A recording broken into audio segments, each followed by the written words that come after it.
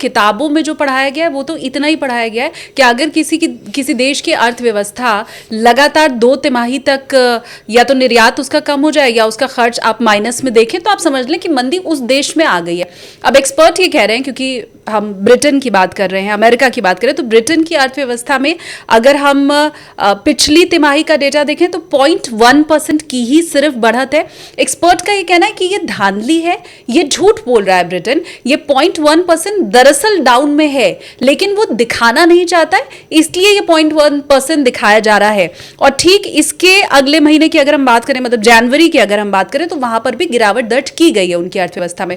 तो क्या वाकई ये मैनिपुलेट करने की कोशिश ब्रिटेन की तरफ से हो सकती है? वो साधारण किताबों में जो मैंने पढ़ा है कि जी मंदी तो बस इतनी बार होती है कि आप 2 तिमाही देख लीजिए तो आ गई, तो ये आ गई है। देखिए, इसमें ना मैनिपुलेशन मेरे ख्याल से होता नहीं है, लेकिन अपोजिशन उस पर आवाज़ जरूर उठाते हैं। हमारे यहाँ ही जैसे महंगाई का होता है कि लोग कहते हैं कि भाई बेस ईयर चेंज कर दिया तो फर्क हो गया, 12 लाया अब तो 12 से 24 आ गया, तो वो तो इकोनॉमी उस हिसाब से चलता रहता है, लेकिन वो मैनिपुलेशन इस तरीके से करते नहीं है। लेकिन 0.1% को आप मानते हैं बढ़त?